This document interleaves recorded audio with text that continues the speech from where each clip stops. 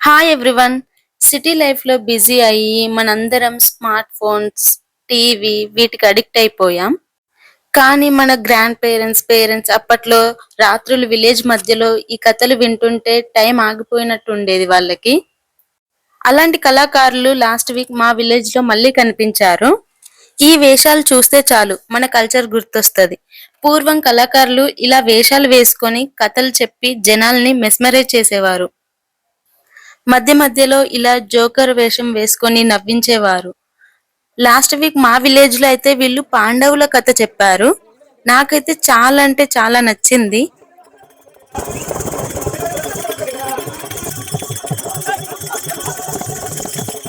ఇప్పటికీ అలాంటివి ఏదైనా చెప్తున్నారు అంటే మా విలేజ్ వాళ్ళు టీవీ అంతా కట్ చేసి వెళ్ళి ఆ కథల దగ్గర కూర్చొని వింటున్నారు. నాకు అదే చాలా హ్యాపీగా అనిపించింది.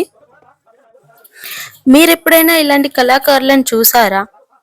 మీ విలేజ్‌కి కూడా ఇలాంటి కళాకారులు ఎప్పుడైనా వచ్చారా? కమెంట్ చేయండి.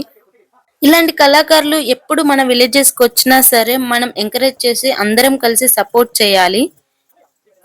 నా ఈ చిన్న వీడియో మీకు నచ్చినట్టయితే like, share and save our culture and comment below.